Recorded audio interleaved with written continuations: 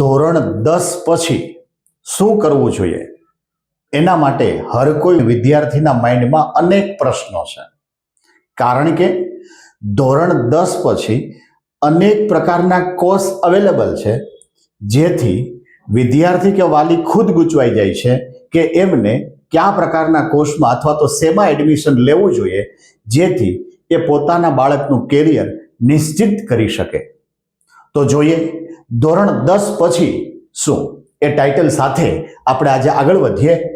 તો કે 10 વર્ષની તમારી જે મહેનત છે એ મહેનતનું રિઝલ્ટ તમને મળી ગયું છે. તો સૌથી અગત્યનો પ્રશ્ન એ છે કે ભાઈ આપણે ધોરણ 10 પછીની એવા પ્રકારની ડિઝાઇન બનાવીએ જેથી આપણી પાસે ધોરણ 10 પછી 5 કે 7 વર્ષનો જે કંઈ સમય છે એ સમયમાં આપણો ગોલ જે કંઈ સેટ કરેલો છે એ પ્રમાણે આપણે આગળ અભ્યાસ કરીએ અને આપણે ગોલને પ્રાપ્ત કરી શકીએ. તો સૌથી મૂંઝવતો પ્રશ્ન કયો છે? તો કે ધોરણ 10 પછી ઘણા બધા કોર્સમાં પોતાનું કેરિયર બનાવી શકાય છે. પહેલા જેવું હવે નથી કે 3 કે 4 સિલેબસ જ કમ્પ્લીટ હોય એવું જરૂરી નથી. અત્યારે સૌથી અઘરો પ્રશ્ન એ છે કે વિદ્યાર્થીએ એડમિશન લેવું તો શેમાં લેવું, એ પણ અત્યારે અઘરો છે. તો અત્યારે ધોરણ 10 પૂર્ણ, હવે ઓછામાં ઓછા 5 થી 7 વર્ષ પછી શું, તેના માપદંડ શું, આની ચર્ચા આપણે કરવી છે. ખાલી ધોરણ 10 ની ટકાવારી નહીં, પણ એ વિદ્યાર્થીએ બીજા કયા કયા ફેક્ટર ધ્યાનમાં રાખવા જોઈએ એનું આપણે ચર્ચા કરવી છે. અને કયા ફિલ્ડમાં જવું જોઈએ અથવા તો એ ફિલ્ડમાં જવા માટે શું આપણે ધ્યાન રાખવું જોઈએ એની આપણે ચર્ચા કરવી છે. તો સૌપ્રથમ એ કહું કે ધોરણ 10 પછી 3 ભાગ પડે છે. એમાં પહેલો જે ભાગ છે એ વિજ્ઞાન પ્રવાહ, બીજો જે ભાગ છે એ સામાન્ય પ્રવાહ અને ત્રીજો જે ભાગ છે એ ડિપ્લોમા છે. હવે આ જે ડિપ્લોની ચર્ચા આપણે જો અત્યારે કરી લઈએ તો ડિપ્લોમાનું આખું ફેક્ટર, જે વિદ્યાર્થી આઈટીઆઈ કરતા હતા એ વિદ્યાર્થી ડિપ્લોમા જાય અને પછી ડિગ્રીની અંદર જાય. અત્યારે ગવર્મેન્ટનો ઓપ્શન છે કે 10મા પછી વિદ્યાર્થી ડાયરેક્ટ ડિપ્લોની અંદર એડમિશન લઈ લે. એ ડિપ્લોમાં એડમિશન લે એટલે વિદ્યાર્થીનો 3 વર્ષે એ સર્ટિફિકેટ કોર્સ ક્લિયર થાય. એમાં જો એને સારી ટકાવારી આવે તો એ વિદ્યાર્થી ડિગ્રીની અંદર એડમિશન લઈ શકે. એટલે કે તમારે એન્જિનિયર થવા માટે સરળ રસ્તો આ છે. હવે આમાં પ્રશ્ન એ છે કે ઘણા વિદ્યાર્થી સાયન્સના ડરના કારણે, મેથ્સ સાયન્સના ડરના કારણે એમ કહેવાય કે ડિપ્લોમા એડમિશન લે છે. તો એ વસ્તુ ખોટી છે, કારણ કે ડિપ્લોમા એટલે સાયન્સ છે. તો કેવા પ્રકારના વિદ્યાર્થીએ ડિપ્લોમા એડમિશન લેવું જોઈએ? એકદમ જેનો બેઝ સ્ટ્રોંગ છે, જેનો ગોલ ફિક્સ છે કે મારે કોઈ પણ સંજોગોમાં ડિગ્રી સુધી પહોંચવું છે, જેનું મેરિટ અપ છે, એવા વિદ્યાર્થી ડિપ્લોમા એડમિશન લે તો યોગ્ય. બીજું, જેની કદાચ આર્થિક પોઝિશન સારી નથી અથવા તો જે ભણવાની અંદર એમ કહેવાય કે થોડું અમથું ચાલી શકે એમ છે, એવા વિદ્યાર્થી જો ડિપ્લોમા લે તો એની પાસે એક સર્ટિફિકેટ ડિગ્રી આવી જાય, પણ એ વિદ્યાર્થીને ડિગ્રીમાં એડમિશન મળે એની કોઈ ખાતરી નથી. કારણ કે ડિપ્લોમાથી ડિગ્રીમાં જવા માટેની પ્રોસેસ આખી અલગ છે. એટલે જો એનો રોડમેપ તૈયાર હોય અથવા તો પોતાની પાસે ફાઉન્ડેશન ક્લિયર છે, પોતાના પપ્પાનું એટલું ફાઉન્ડેશન ક્લિયર છે કે એને ખાલી સર્ટિફિકેટની જરૂર છે, એ પપ્પાનો બિઝનેસ સારી રીતે ગ્રો કરવા માટે એ ડિપ્લોમા કરે એ જરૂરી છે. અત્યારે ગુજરાતની અંદર ઘણી બધી ગવર્મેન્ટ કોલેજ અને સેલ્ફ ફાઇનાન્સ કોલેજ તો અઢળક છે જે ડિપ્લોમા કોર્સ કરાવે છે. એ ડિપ્લોમા કોર્સમાં તમારે જવું હોય તો તમારે એસીપીસી નું ફોર્મ ભરી અને એની ઓનલાઈન જે કંઈ પ્રોસેસ છે એ તમારે પૂરી કરવી પડે. એટલે ધોરણ 10 પછી 3 વર્ષ ડિપ્લો, પછીના 3 વર્ષ એમ કહેવાય કે ડિગ્રી, એટલે 6 વર્ષે તમને ડિગ્રી મળે. જો તમે ડિગ્રીમાં એડમિશન ન મળે તો તમારું ડિપ્લોનું સર્ટિફિકેટ કોર્સ એમ ન રહે. હવે જોઈએ કેવા વિદ્યાર્થી કહેતા વિજ્ઞાન પ્રવાહ અને કેવા વિદ્યાર્થી સામાન્ય પ્રવાહ. સામાન્ય પ્રવાહના 2 ભાગ પડ્યા, કોમર્સ અને આર્ટ્સ. તમારું જે સર્ટિફિકેટ છે એ સર્ટિફિકેટની અંદર જનરલ સ્ટ્રીમ કહેતા સામાન્ય પ્રવાહ લખાઈને આવો. તો કોમર્સ અને આર્ટ્સની અંદર એમ કહેવાય કે થિયોરિકલ સબ્જેક્ટ છે, કોમર્સની અંદર કેલ્ક્યુલેટ સબ્જેક્ટ છે. બેનો પ્રવાહ સેમ છે. આપણે આપણી વ્યવસ્થા માટે એમ કહેવાય કે કોમર્સ એટલે અમુક સબ્જેક્ટનું સિલેક્શન કર્યું છે, આર્ટ્સ એટલે અમુક પ્રકારના સબ્જેક્ટનું સિલેક્શન કર્યું છે. એની સામે વિજ્ઞાન પ્રવાહ જુઓ તો વિજ્ઞાન પ્રવાહ એટલે સાયન્સ, સાયન્સમાં એ ગ્રુપ અને બી ગ્રુપ. એ ગ્રુપ એટલે જેને ડિગ્રી એન્જિનિયરિંગ કરવું છે એ વિદ્યાર્થી એ ગ્રુપ એનામાં આવે. મેથ્સ, ફિઝિક્સ અને કેમેસ્ટ્રી. જે વિદ્યાર્થીએ મેડિકલમાં જવું છે એ વિદ્યાર્થીને કેમેસ્ટ્રી, ફિઝિક્સ અને બાયોલોજી આ 3 વિષય આવે. હવે જોઈએ આપણે એક એક વસ્તુ જોતા જઈએ કે ભાઈ સાયન્સ જો એ વિદ્યાર્થીએ કરવું હોય તો ખરેખર એ સાયન્સ માટે શું હોવું જોઈએ. કારણ કે અત્યારે જે કાંઈ એડમિશન માટે આપણે પ્રોસેસ નક્કી કરીએ તો તમારું રિઝલ્ટ તમારા હાથમાં આવે, એમાં જે પીઆર છે એ પીઆર પ્રમાણે તમારું ફેમિલી અથવા તો સોસાયટી તમને સજેશન કરે કે બેટા તારે સાયન્સ લેવાય અથવા તો કોમર્સ લેવાય અથવા તો આર્ટ્સ લેવાય અથવા તો તારે ડિપ્લોમા જવું જોઈએ. એ જે કાંઈ ડિસિઝન છે એ ડેટાબેઝ આધારિત છે. અહીંયા આપણે એમ કે ડેટાબેઝ આધારિત આપણે એડમિશન એવી રીતે લેવું ન જોઈએ. સાયન્સ જે વિદ્યાર્થી લેવું છે એ વિદ્યાર્થીએ શું હોવું જોઈએ તો એ વિદ્યાર્થી સાયન્સની અંદર ચાલે. તો કે માર્કેટમાં એમ કહેવાય કે જો તમારો પીઆર 70 કે 80 ઉપર હોય તો તમે સાયન્સની અંદર એડમિશન લો એ વધારે વ્યાજબી. જ્યારે અમે ના પાડીએ કે એવું જરૂરી નથી, કારણ કે સાયન્સમાં એવી પણ ઘટના બની છે કે કદાચ 98 પીઆર હોય 10માની અંદર તોય 12 સાયન્સની અંદર 40 પીઆર પણ નથી આવતા. બીજું એની સામે એવી પણ ઘટના છે કે 10માની અંદર કદાચ 40 પીઆર હોય અને વિદ્યાર્થી સાયન્સ લે તો 80, 85, 90 પીઆર સુધી પહોંચાય. એનો મતલબ એ થયો કે 10માની પર્સન્ટેજને અને તમારા જે કઈ પ્રવાહ છે એને કશું લેવા દેવા નથી. તો કેવા વિદ્યાર્થી સાયન્સ રાખી શકે? જેનું મેથ્સ સાયન્સ સ્ટ્રોંગ છે, જેનું મેથ્સ સાયન્સ સ્ટ્રોંગ છે એવા વિદ્યાર્થી સાયન્સ રાખી શકે. અને એના માટે તમને 10મા ધોરણની અંદર સ્ટાન્ડર્ડ અને બેઝિક મેથ્સ, જે વિદ્યાર્થીએ સ્ટાન્ડર્ડ મેથ્સ રાખ્યું હોય એ અથવા બી ગ્રુપમાં બંનેમાં જઈ શકે. જે વિદ્યાર્થી બેઝિક ગ્રુપ મેથ્સ રાખ્યું હોય એ વિદ્યાર્થી બી ગ્રુપ કોમર્સ આર્ટ્સમાં જઈ શકે. સ્ટાન્ડર્ડ વાળા બધામાં જઈ શકે.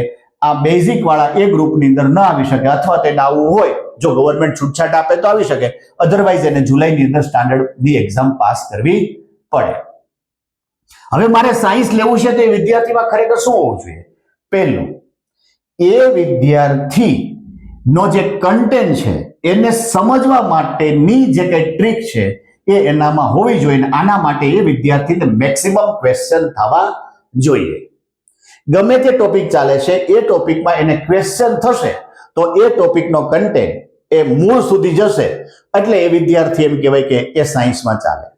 બીજું, એ વિદ્યાર્થીનો જે સ્વભાવ છે, નેચર છે, એક જ સિટિંગે બેસી, એક જ સિટિંગે 2 થી 3 કલાક બેસી અને પ્રેક્ટિસ કરી શકે તો એ વિદ્યાર્થી સાયન્સમાં ચાલે. ત્રીજું, જેનો ડિસિઝન પાવર સ્ટ્રોંગ છે, જેનો ડિસિઝન પાવર સ્ટ્રોંગ છે, આવો જો એનો નેચર હોય તો પણ એ વિદ્યાર્થી સાયન્સમાં ચાલે. શું કામ? કે સાયન્સની અંદર બોર્ડની એક્ઝામની સાથે તમારે જી, નીટ અને ગુજસેટ આ એક્ઝામ આપવી પડે તો જ તમને એન્જિનિયરિંગ, મેડિકલ, પેરામેડિકલની અંદર તમને એડમિશન મળે. હવે આ એમસીક્યુ બેઝ માટે ફરજિયાત તમને જે તે ક્વેશ્ચન વાંચો, એ ક્લિક થાય, ક્લિક થયા પછી એનું કેલ્ક્યુલેશન થાય, કેલ્ક્યુલેશન એ સ્પીડથી થાય અને તમે ડિસિઝન લઈ શકો કે આ એ જવાબ સાચો કે બી જવાબ સાચો. એટલે ડિસિઝન પાવર સ્ટ્રોંગ હોય તો એ વિદ્યાર્થી એ અથવા તો બી ગ્રુપ કહેતા વિજ્ઞાન પ્રવાહની અંદર સારી રીતે ચાલી શકે. સિમ્પલ અર્થ કહું તો સાયન્સ એટલે એક રીતે જુઓ તો 1 કલાકનું લેક્ચર અને એની પાછળ જે વિદ્યાર્થી 2 થી 3 કલાક પ્રેક્ટિસ કરી શકે એ વિદ્યાર્થી સાયન્સની અંદર સારી રીતે ચાલી શકે. હવે અત્યારે માર્કેટમાં એવું પણ કહેવામાં આવે છે કે ભાઈ સાયન્સ અઘરું છે અથવા તેમાં જી, નીટ છે, ગુજસેટ છે. અઘરું કશું નથી, તમારે પ્રેક્ટિસ કરવી પડે. સાયન્સ બેઝ જ છે કે પ્રેક્ટિસ જો તમે કરી શકો તો સાયન્સ તમારા માટે ઈઝીમાં ઈઝી, પ્રેક્ટિસ ન કરી શકો તો સાયન્સ તમારા માટે અઘરામાં અઘરું છે. એટલે તમારે તમારી જાતને પૂછવાનું છે કે મેં જે તમને એરા કીધા એવા પ્રકારના એરા છે? તમે ચાલુ લેક્ચરે ક્વેશ્ચન પૂછી શકો તો, અથવા તો તમને ક્વેશ્ચન થાય છે તો એ ક્વેશ્ચન તમે પછી જે તે સર પાસે જઈને સોલ્વ કરી શકો છો. પહેલો નેચર. બીજું, એક જ સિટિંગે બેસી અને તમે મેક્સિમમ પ્રેક્ટિસ કરી શકો છો. અને ત્રીજું, તમારો ડિસિઝન પાવર જો સ્ટ્રોંગ હોય તો તમે સાયન્સની અંદર 100% ચાલો. એમાં તમારું બોર્ડની ચિંતા કરવાની ન હોય, તમારી ગુજસેટ, જી, નીટ આ એ કોઈની ચિંતા કરવાની હોતી નથી. એ ટેક્સ્ટબુક રિલેટેડ જ બધું હોય છે, એની પ્રેક્ટિસ પ્લસ માઇનસ હોય છે, એટલે કે જી, નીટ એ પરીક્ષા આપી શકે. આમાં કેરિયર ઘણા બધા છે. એ ગ્રુપ હોય તો એન્જિનિયરિંગ હોય, બી ગ્રુપ હોય તો મેડિકલ, પેરામેડિકલ સહિત બધું હોય. ફાર્મસી કરવું હોય તો તમારે એટલે કે દવાનું જે કાંઈ છે કરવું હોય તો ફરજિયાત તમારે એ કે બી બેમાંથી કોઈ પણ ગ્રુપની અંદર જઈ શકો. છેલ્લે તમે બીએસસી કરી શકો. આવા અઢળક પ્રકારના સિલેબસ સાયન્સની અંદર છે. છેલ્લે તમે બીએસસી બીએડ કરી અથવા તો બીએસસી એગ્રીકલ્ચર કરી અને તમે ટીચર તરીકે પણ સારી જોબ મેળવી શકો. તો પ્રાઇમરીની અંદર પણ મેથ્સ સાયન્સની ભરતી થાય છે, સેકન્ડરી હાઈ સેકન્ડરીની અંદર પણ મેથ્સ સાયન્સની ભરતી થાય છે. હવે જોઈએ કોમર્સ. કોમર્સની અંદર એમ કહેવાય કે કેવા વિદ્યાર્થી કોમર્સ લઈ શકે, તો કે જે વિદ્યાર્થીને એક તો સીએ કહેતા એનું કેલ્ક્યુલેટેડ માઇન્ડ હોય અને સ્પીડથી હોય, અને એક કેલ્ક્યુલેટ કેવું આંકડાકીય, પ્રોબ્લેમ સોલ્વ કરવાનો નહીં, આંકડાકીય જેનું કેલ્ક્યુલેટેડ માઇન્ડ હોય એ વિદ્યાર્થી કોમર્સ કરે. કારણ કે ઘણા વિદ્યાર્થીનો ટાર્ગેટ હોય કે મારે સીએ થવું છે, તો સીએ ની આખી પ્રોસેસ જાણ્યા પછી એને ડિસિઝન લેવું જોઈએ કે સીએ નું રિઝલ્ટ કેટલા ટકા છે અને એ પ્રમાણે એ મેચ થાય એમ છે તો એ વિદ્યાર્થી કોમર્સની અંદર જઈ શકે. એટલે પહેલો જે ગોલ હોય કોમર્સની અંદર જે વિદ્યાર્થીનો એ સીએ કે સીએસ થવાનો હોય છે. બીજો ગોલ મોટે ભાગે બિઝનેસમેનનો હોય છે કે ભાઈ એ જે વિદ્યાર્થી છે એ વિદ્યાર્થીને પોતાનો બિઝનેસ કરવો છે. તો બિઝનેસ કરવા માટે એમ કહેવાય કે એની પાસે કન્વિન્સિંગ પાવર હોવો જોઈએ.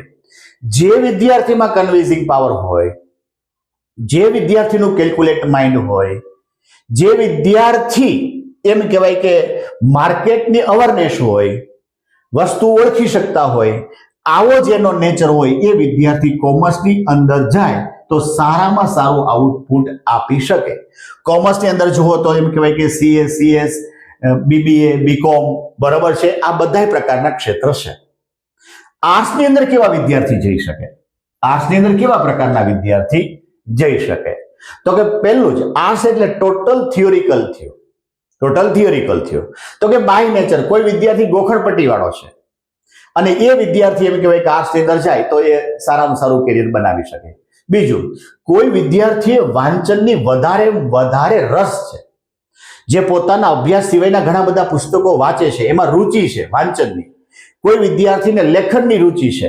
આવા પ્રકારના જો વિદ્યાર્થી હોય તો એ આર્ટ્સની અંદર જાય તો સારામાં સારું પરફોર્મન્સ બનાવી શકે. જો એ વિદ્યાર્થી આર્ટ્સની અંદર જાય તો એમ કહેવાય કે બીએ, એમએ આ બધી વસ્તુ થઈ શકે, બરાબર છે. એની સાથોસાથ ઘણા બધા વિદ્યાર્થીના માઇન્ડમાં એવું છે કે ભાઈ આર્ટ્સ એટલે નબળું, તો આર્ટ્સ એટલે નબળું નથી. તમે ચોક્કસ ગોલ સાથે જો આર્ટ્સમાં જાઓ તો આર્ટ્સ કેવું છે, સારામાં સારું છે. એટલે તમારે તમારી અંદર જોવાનું કે તમારા માટે સાયન્સ અનુરૂપ છે, તમારા માટે કોમર્સ અનુરૂપ છે, તમારા માટે આર્ટ્સ અનુરૂપ છે કે તમારા માટે ડિપ્લોમા અનુરૂપ છે, બરોબર છે. એકવાર ગોલ નક્કી કરો પછી તમારે આગળ વધવાનું છે. ઘણા વિદ્યાર્થીને પ્રશ્ન થાય મારે તો કોમ્પિટિટિવ એક્ઝામ આપવી છે, તો કોમ્પિટિટિવ એક્ઝામ આપવા માટે કોઈ પણ પ્રવાહનો તમારી પાસે બેચલર ડિગ્રી જોઈએ. તમે સાયન્સ કર્યું હોય તો આપી શકો, તમે આર્ટ્સ કર્યું હોય તો તમે આપી શકો, તમે કોમર્સ કર્યું હોય તો પણ આપી શકો. પણ મેજોરિટી અત્યારે પ્રવાહ જે જાય છે એ આર્ટ્સ હોય તો એમ કહેવાય કે સારી રીતે જીપીએસસી યુપીએસસી ની પરીક્ષા આપી શકે. એ સાયન્સમાંથી પણ આપી શકાય, એ કોમર્સમાંથી પણ આપી શકાય.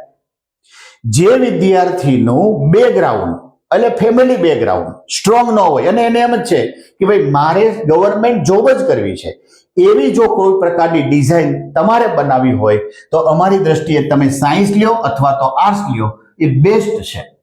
કારણ કે એવું કોઈ ફાઉન્ડેશન તમારી પાસે ક્લિયર નથી.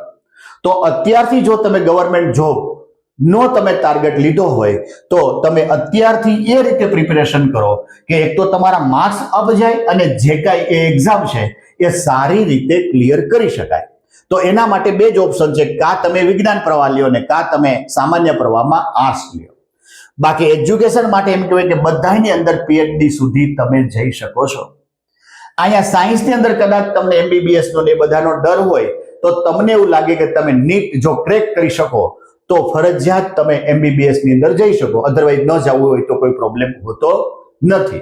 ઘણા વિદ્યાર્થીના માઇન્ડની અંદર આઈઆઈટી નો હોય છે, તો કે આઈઆઈટી માટેની પણ પ્રોસેસ છે. જો તમારી ઈચ્છા હોય તો લગભગ એ ગ્રુપ, બી ગ્રુપ, સાયન્સની ડિટેલિંગ, આર્ટ્સની ડિટેલિંગ અને ડિપ્લોની ડિટેલિંગ માટેનો વિડીયો આપણે બહાર પાડશું. હવે અહીંયા થોડું તમારું ધ્યાન એ દોરવાનું છે કે ખરેખર ધોરણ 10 ની જે ટકાવારી છે એ ટકાવારીને આધારે તમે ક્યારેય ડિસિઝન ન લેતા. તમે જેને પૂછો એ ખાલી ડેટા જોશે, ડેટા જોઈને તમને એમ કહેશે કે ભાઈ તારે સાયન્સ આર્ટ્સ કોમર્સ જવું જોઈએ, તો મેં કીધું એવી રીતે કે તમારે તમારું પોતાનું એનાલિસિસ કરવાનું છે કે ભાઈ 10મા ધોરણની અંદર અથવા તો 1 થી 10 ધોરણની અંદર તમારું મેથ્સ કેવું હતું, તમારું સાયન્સ કેવું હતું, આ કન્ટેન્ટ થયું જે તે સબ્જેક્ટનું. સાથે તમારો નેચર, સ્વભાવ કેવો છે, તમે એક જ જગ્યાએ બેસી અને જો તમે રીડ કરી શકો છો, પ્રેક્ટિસ કરી શકો છો, આવો નેચર છે. સાથોસાથ તમારા ઘરની પરિસ્થિતિ કેવી છે, બરાબર છે, એમ કહેવાય કે રીતિ રિવાજો કેવા છે, આર્થિક પોઝિશન કેવી છે, આ બધાને મેચ કરી અને આપણે એવું ફિલ્ડ પકડવું જોઈએ કે એ ફિલ્ડની અંદર આપણે 100% સક્સેસ જોઈએ. આ એન્ટ્રી કરવા માટેનો પોઈન્ટ થયો. હવે માનો કે તમે સાયન્સમાં ગયા અથવા તો કોમર્સમાં ગયા, આર્ટ્સમાં ગયા, તમે અત્યારે 10મા ધોરણમાં છો, 10મા પછીના એમ કહેવાય કે 5 થી 7 વર્ષ પછી તમે માર્કેટમાં આવશો. હવે અહીંયા તમે નેચરને આધારે, તમારા એનાલિસિસના આધારે, ઘરની પરિસ્થિતિના આધારે તમે ડિસિઝન લેવા માંગો છો. તો જ્યારે તમારું એજ્યુકેશન પૂરું થાય ત્યારે ખરેખર માર્કેટમાં શું પોઝિશન હશે એ તમે જુઓ, તો મારી દ્રષ્ટિએ તમે જે ફિલ્ડ પકડ્યું છે એ ફિલ્ડમાં તમે 100% સક્સેસ જાઓ. શું કામ? કે દાખલા તરીકે ઇન્ડિયાનો અત્યારે 2047 નો મેપ છે કે ભાઈ ઇન્ડિયા 2047 સુધીમાં ક્યાં સુધી જવા માંગે છે, એનો ગ્રોથ કઈ ડાયરેક્શનમાં જાય છે, એ પ્રકારના ડાયરેક્શનના જો તમે ફિલ્ડ પકડો, અથવા સમાજ જે સોસાયટી છે એ સોસાયટીને શેની જરૂર છે હવે પછી, એવા પ્રકારના ફિલ્ડ પકડો, અથવા તમારી જે રોજિંદી જરૂરિયાત છે એ રોજિંદી જરૂરિયાતની અંદર અત્યારે મેક્સિમમ કેવા પ્રકારની જરૂરિયાત છે એવા પ્રકારના જો ફિલ્ડ તમે પકડો, તો મારી દ્રષ્ટિએ તમે સારામાં સારું તમારું કેરિયર બનાવી શકો. એટલે ઘણા લોકોના માઇન્ડમાં એવો પ્રશ્ન છે કે ધોરણ 10 પછી અઘરો પ્રશ્ન છે. અઘરો નથી. તમે તમારી જાતને ઓળખો, નોટ અને પેન લઈને બેસો, એમાં તમારા પોઈન્ટ નોટ ડાઉન કરો, પરિવાર જોડે ચર્ચા કરો, તમારો નેચરને ઓળખો, તમારા ઘરની પરિસ્થિતિને જુઓ, અને 5 થી 7 વર્ષ પછીનો જે તમારો ટાર્ગેટ છે એ ટાર્ગેટને ફિલફિલ કરવા માટે તમને એમાં તમે તમારી જાત સાથે એમાં બેસી શકો છો. એ પોર્ટફોલિયો તમને અનુરૂપ છે તો તમે સાયન્સ રાખો તો પણ સારામાં સારું ફિલ્ડ બનાવી શકો, સામાન્ય પ્રવાહમાં કોમર્સ આર્ટ્સમાં જાઓ તો પણ સારું ફિલ્ડ બનાવી શકો, ડિપ્લોની અંદર જો તમે જાઓ તો પણ તમારું સારું ફિલ્ડ બનાવી શકો. ત્યાં તમે પર્સન્ટેજ આધારિત ક્યારે ડિસિઝન લેતા નહીં. બીજું, વન વે પ્રોસેસ છે. એકવાર ડિસિઝન લઈ લીધા પછી એ કદાચ ગવર્મેન્ટના નોર્મ્સ પ્રમાણે તમે ફેરફારો કરી શકો, પણ એકવાર ડિસિઝન લીધા પછી જો તમે ફેરફાર ન કરો તો એ વધારે સારું. એટલા માટે આપણે પહેલેથી કેલ્ક્યુલેશન કરવાનું છે